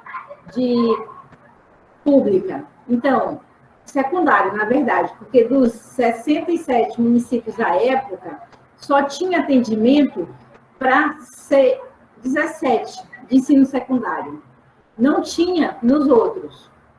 E aí, para chegar nesses municípios, o Estado foi assim, super moderno. Aí você falou do Paraná, nós estamos igualzinho. A gente anda na mesma pegada, a gente é acelerado para implantar as mudanças, mas não implanta no papel, mas elas não acontecem na realidade. E a essa época, e aí como eu estagiei na época que eu estava fazendo pedagogia numa escola que tinha sido antigo SEMA, que era chamado os Centros de Ensino a partir da TVE, e aí eu ouvi esses depoimentos dos professores falando disso, que eles pegavam as fitas, assistiam e tinha umas cartilhas que eles ficavam estudando, não sabiam os conteúdos de matemática, quer dizer, os meninos naquela televisãozinha pequena, assistiam aquela fita gravada 500 milhões de anos, repetida 1000 vezes, e eles tinham que explicar aqueles conteúdos que eles não conheciam. Então, de uma forma um pouco diferenciada, nós estamos retomando a isso, a um período que foi muito nocivo.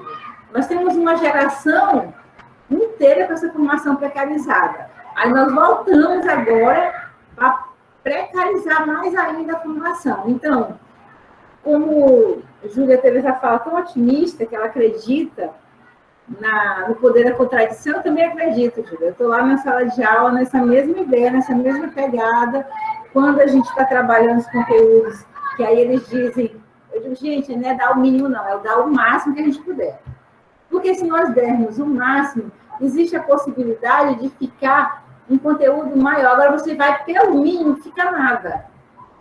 Porque quando peneira na nossa aprendizagem, fica nada. Então, é só um comentário e recordando um pouco da história da educação do Maranhão.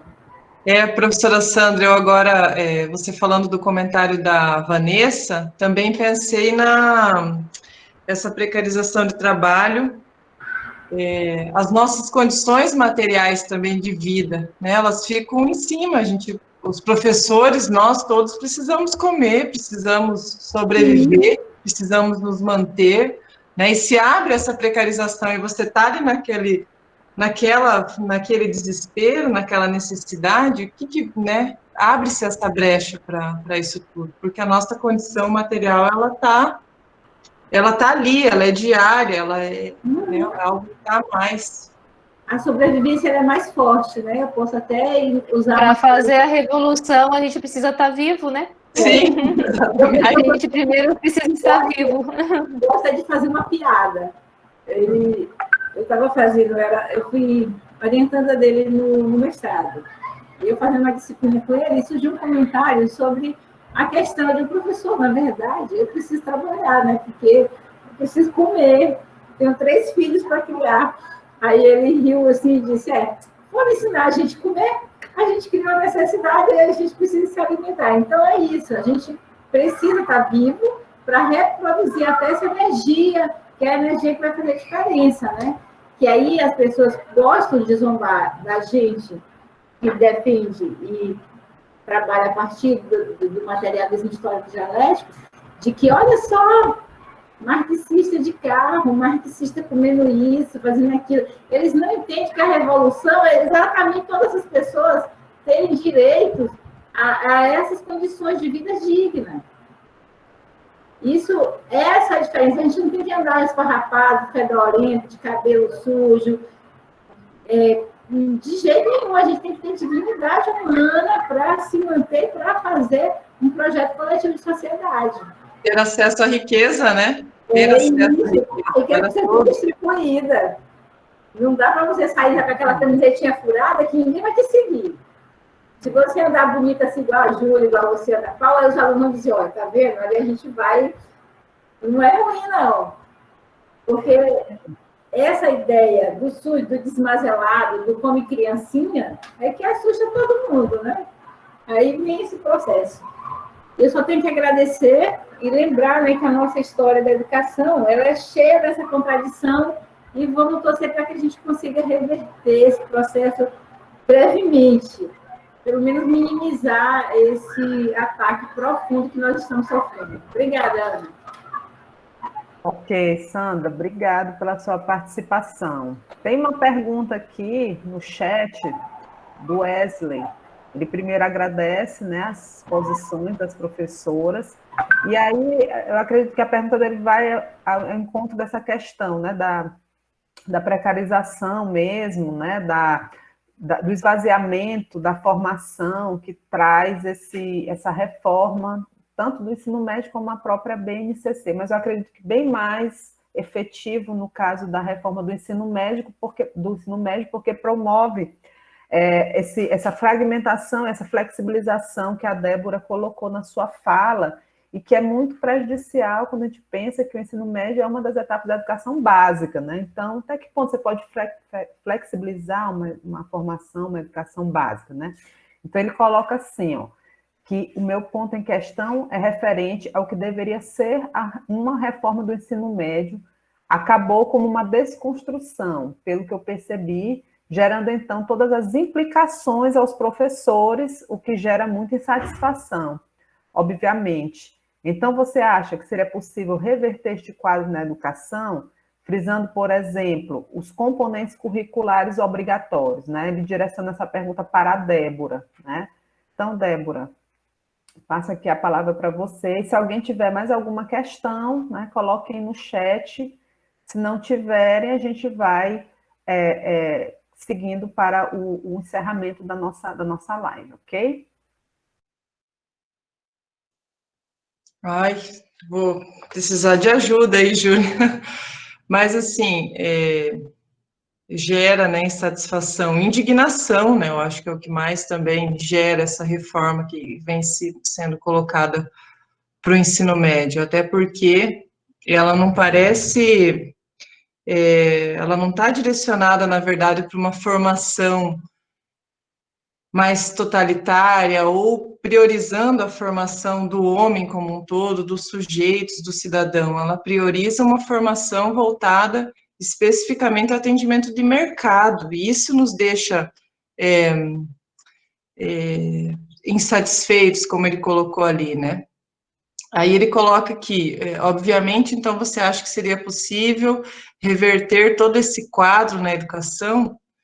Eu não entendi. Nesse momento, a nossa única alternativa é trabalhar dentro da contradição, reverter a reforma do ensino médio.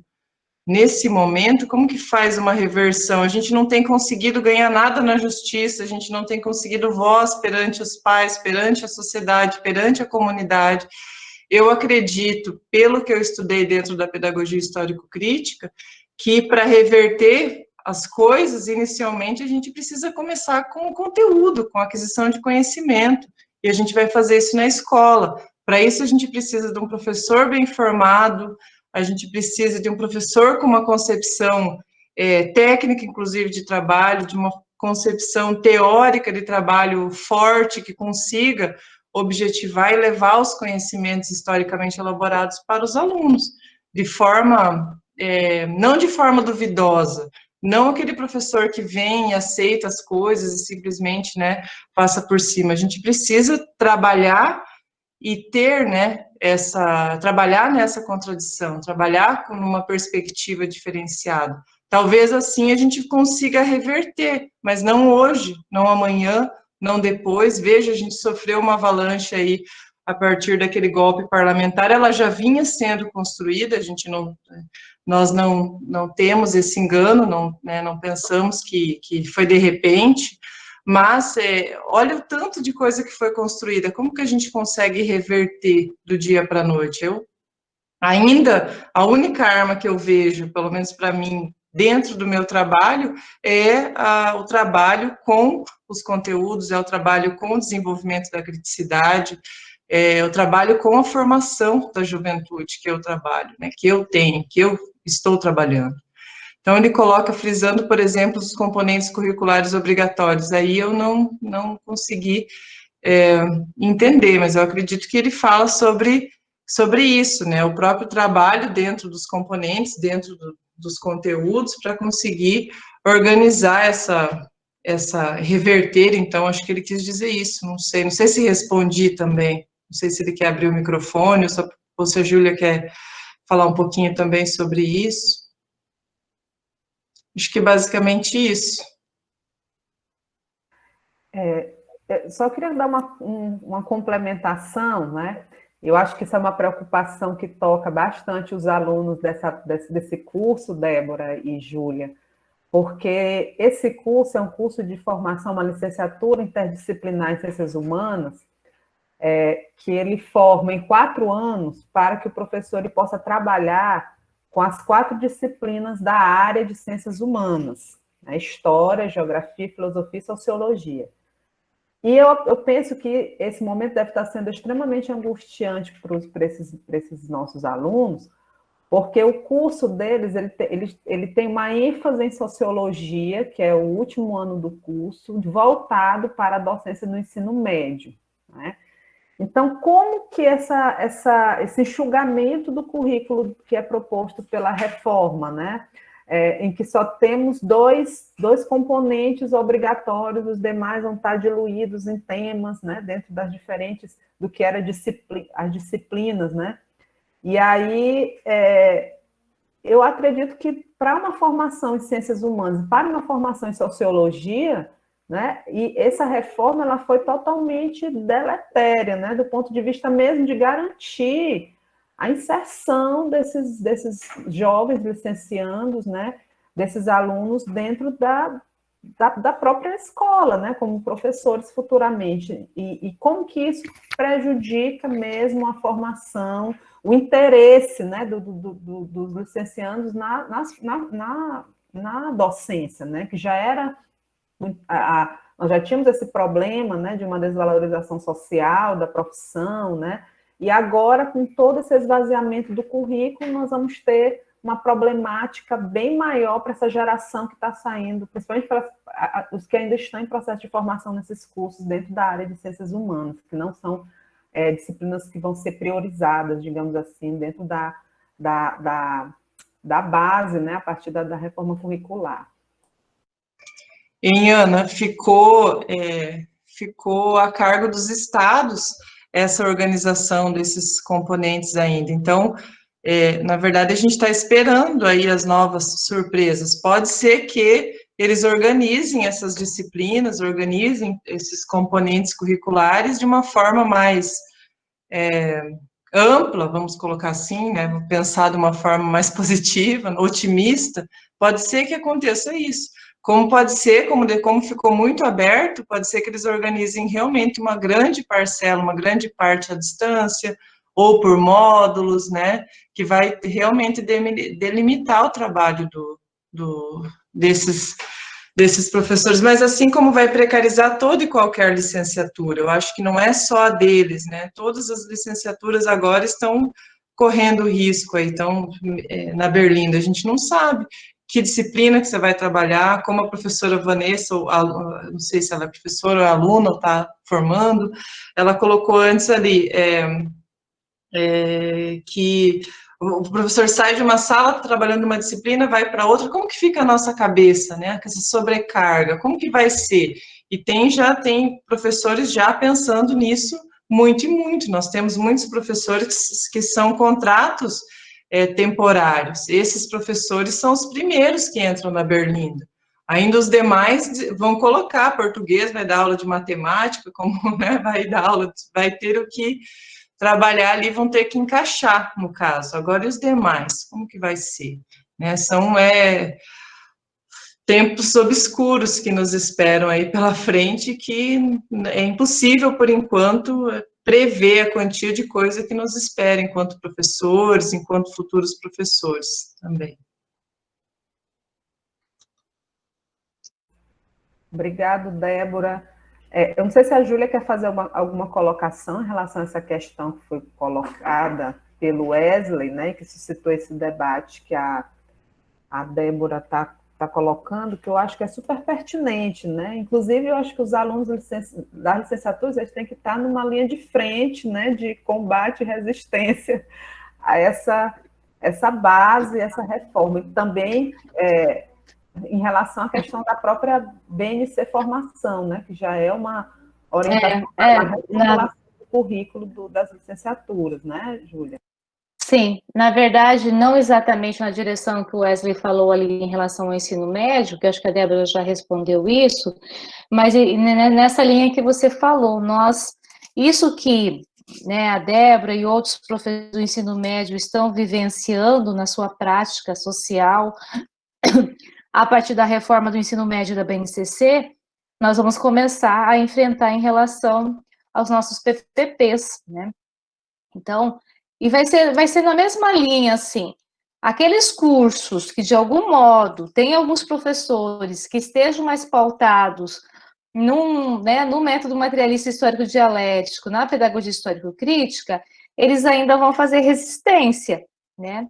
Mas nós sabemos que a grande maioria dos cursos, não só nas universidades privadas, mas nas universidades públicas, tem como norteador pedagogias pragmáticas, né? Construtivismo, multiculturais, relativistas.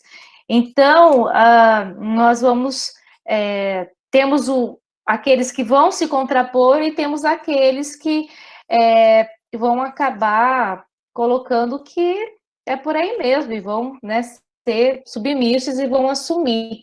Então, a resistência vai estar na mão, novamente, de quem tem uma concepção diferente do que a pedagogia das competências.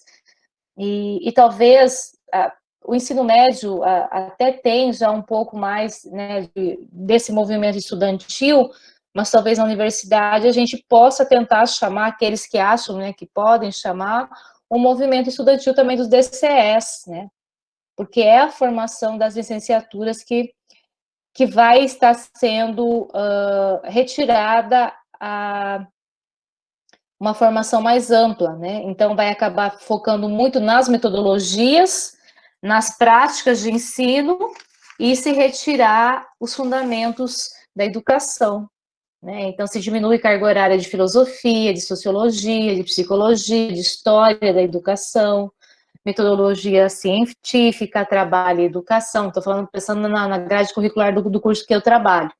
E se enfatiza metodologias, né? As disciplinas mais práticas, né? Então, é um recuo no pensamento teórico, é um recuo na elaboração de elementos conceituais que nos ajudam a pensar de forma muito mais clara, né? E com objetividade. E, então, está na formação desses grupos de professores, de colegiados, né, de licenciaturas, também um movimento de resistência e de direcionamentos diferentes, né? É isso. Ana. Ok, obrigada. Posso fazer um comentário só para contribuir com a fala? Pode sim, Vanessa, por favor. Agora sou eu, Sandra. Boa noite, meninas. Boa noite, alunos da Ana Paula. Os alunos de Sandra também estão aqui? Então, boa noite a todos. Júlia, é um prazer revê-la. Débora, é um prazer conhecê-la. Então, a Júlia, ela tocou num aspecto que tem me incomodado bastante, tem me feito refletir muito, que é a questão mesmo do pragmatismo clássico, né, que é um elemento muito ligado ao capitalismo, né, e faz todo um pano de fundo aí na política da Base Nacional Comum Curricular. E a gente percebe que essa concepção, né, esse pensamento, ele historicamente, ele assim, vem atrapalhando o desenvolvimento da educação nacional, né? O Saviani, ele aponta que a gente não tem um sistema nacional de ensino, e a gente percebe que realmente, né, esse é um gargalo na educação, né, o fato da gente ter um sistema nacional de ensino que é oscilante, que não tem bases, não tem fundamentos, né. Aí a gente percebe que desde o Império isso se arrasta, né, porque no Império a gente tem um governo centralizador que decide descentralizar o ensino, né, e as províncias são responsáveis por esse ensino. Aí, em seguida, a gente tem um governo que é a república, né, muda, né, a nossa forma de organização societal, aí a gente assume a república, né, esse modelo, mas a gente decide manter a organização do ensino ainda nas províncias, né. E aí, só na década de 30, que efetivamente os movimentos de professores, através do manifesto, né, dos pioneiros, vai tentar brigar por um sistema nacional de ensino. Né? Embora a gente saiba que o manifesto ele tem uma série de problemas epistemológicos que nós somos totalmente contra, mas se torna um documento importante, né? E aí uma contradição, é o que a Júlia está dizendo, a gente tem que lutar sempre no campo da contradição. Né? Então, o manifesto ele se torna um documento extremamente importante porque é o documento, efetivamente, o primeiro documento que nós vamos ter que vai defender um sistema nacional de ensino, né? E é importante salientar, um sistema nacional de ensino público, né? Porque o manifesto nos outros países, ele se sobressai, mas ele se sobressai a nível privado. No Brasil, quando ele é defendido lá pelos os professores lá da Escola Nova, eles vêm com essa defesa para o público, né, defendendo a escola pública e a organização do ensino público. Né? Até o Saviani, num texto, ele coloca, essa é uma originalidade brasileira. Né? Ele faz esse destaque, só no Brasil que isso aconteceu. Né? E aí, em seguida, a gente vem com uma série de reformas, todas elas tendo como pano de fundo o pragmatismo clássico. Né? Por quê? Porque a gente está sempre pensando, eu falo, né, as nossas políticas, elas estão sempre se baseando na lógica capitalista. Desde sempre, todas as nossas reformas, elas vêm sempre se baseando na lógica capitalista. Né? E aí a gente tem a reforma Capanema, na década de 40, né? O início do Sistema S, com Senai, Senac, todos na lógica do pragmatismo clássico. Né? E a gente percebe que desde lá das reformas pombalinas, o interesse é sempre do ponto de vista mesmo da expansão do capitalismo, né, e da política capitalista. Então, a BNCC ela não é diferente. E o que eu percebo?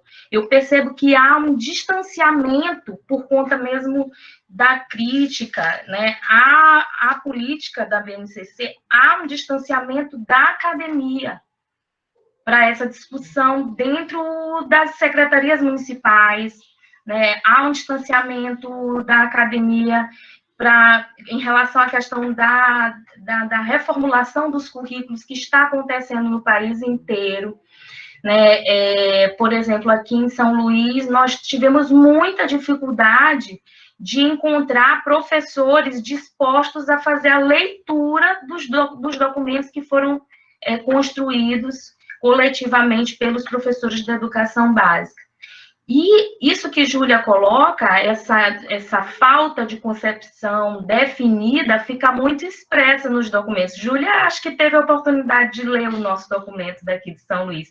Com certeza ela percebeu isso. Há uma miscelânea de concepções, né, expressa lá no documento.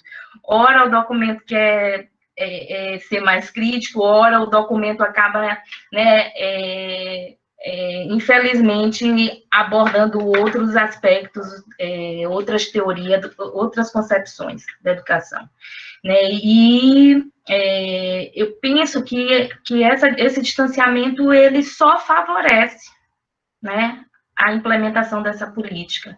ele favorece a implementação dessa política que é nefasta, né, e que, assim, ainda que a gente lute dentro do campo das contradições, não é fácil e é preciso que a gente assuma mesmo uma posição de luta e de briga, né, de uma postura mesmo de resistência, né, diante de toda essa política que está aí colocada para as gerações futuras, né, que estão se formando aí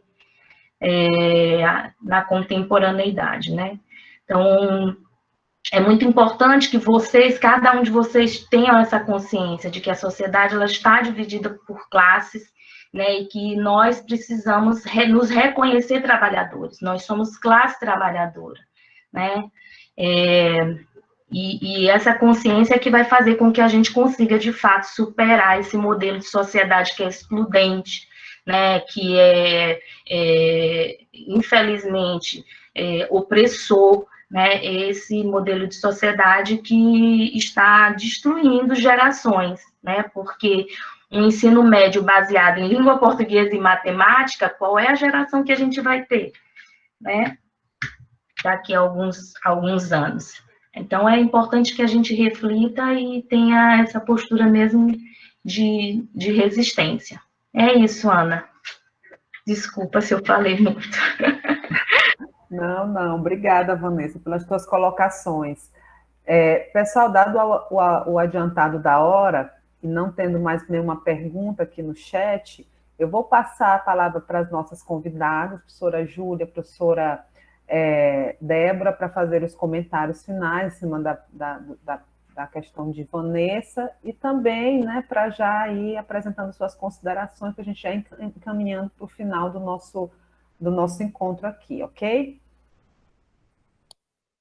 Não, eu vou ser bem breve, só falar que é isso mesmo que a professora Vanessa falou, é um projeto, e é um projeto antigo, né, sempre dos países, na verdade, né, que estão no comando aí, além do imperialismo norte-americano, mas de sempre submeter os países aí em desenvolvimento, em periférico, a um projeto de sociedade servil, né, de realmente continuar sendo usado, manipulado, enfim, de alguma forma servir aí para os outros países. E isso reflete, né, em todas as políticas, continuamente aí no processo histórico. E eu quero agradecer, só quero agradecer mais uma vez a oportunidade de estar conversando com vocês do Maranhão, né? Esperar que o mais breve possível se venha a bendita vacina, né? Agora eu estava lendo ali que parece que o presidente cancelou alguma coisa, eu tenho que ler de novo para ver como que foi encaminhado isso, né? Mas parece-me que o presidente acabou agindo aí de forma, mais uma vez, né, contra a vida, e só muita pressão mesmo para reverter isso, porque a gente não sabe qual que é a intenção desse homem, né, desse ser aí, que nem sei como que a gente fala. Mas, enfim, né, torcer para que tudo isso, num primeiro momento, né, a vacina chegue até todos nós, para que a gente possa continuar vivo, possa fazer nossas lutas. Uma coisa, o presidente não quer a vacina, não? Eu não entendi o que foi falado. É a Márcia. Ô, professora, desculpa que eu estava falando com meu esposo. Desculpa, não foi o que eu quis. Tudo bem. Isso são resultados das lives, né? Acontece. E que a gente possa se encontrar presencialmente e fazer nossas lutas presencialmente, inclusive contra o ensino remoto, né? Isso. Então, desejar muita força para todo mundo, resistência, cuide-se, tá? E que a gente possa se encontrar em breve presencialmente, tá? Obrigada mais uma vez. Grande beijo. Ok, Júlia, obrigada. Desculpa aí, viu? Ok, Márcia, tudo bem. Vamos passar aqui a palavra para a Débora, para ela fazer as suas considerações finais, e a gente já encaminhando para o término da nossa live, ok? Bem, eu também quero agradecer a participação, o convite da professora Júlia, da professora Sandra, da Ana Paula, as contribuições. é muito bom ver que essa nova galera vindo também encarando esse desafio da docência, porque é um desafio, e a gente tem bastante luta aí pela frente. Mas eu penso também puxa um pouco o lado da esperança aí, porque a gente tem que ter uma esperança no futuro, né? E a nossa arma nesse momento é a educação. Então, eu acho que vocês estão no caminho certo, estamos no caminho certo, e dessa nossa arma, nos agarrar na nossa fundamentação teórica, pensar, então, nessa formação dos indivíduos e pensar numa sociedade diferente. Então, parabéns a todos vocês que estão vindo aí, seguindo, né, essa caminhada, achei muito, muito bacana. Obrigado pelas discussões, pelas perguntas, valeu bastante aí por esse debate. Muito obrigada. Bom, em nome da Universidade Federal do Maranhão, eu que agradeço a participação da Débora e da Júlia nesse momento, né, para engrandecer aqui a formação dos nossos estudantes, com as contribuições que vocês têm trazido, e também com esse sopro, né, de esperança, né, para que a gente possa se preparar para a luta e possa almejar também dias melhores para a educação, né, enfim, né? Então, somos também essa esperança, né, com vocês, né? Então, agradecer também a todos os participantes que ficaram até o final, os alunos da turma de História e Política Educacional, pela participação, por terem realmente se comprometido com esse projeto, e também as companheiras do STED-BR, GT Maranhão, pela participação. Então, muito obrigada a todos, né? Especialmente a Júlia e a Débora, e na próxima semana, neste mesmo horário, nós nos encontraremos para dar continuidade às nossas atividades, ok? Então, um abraço, boa noite a todos.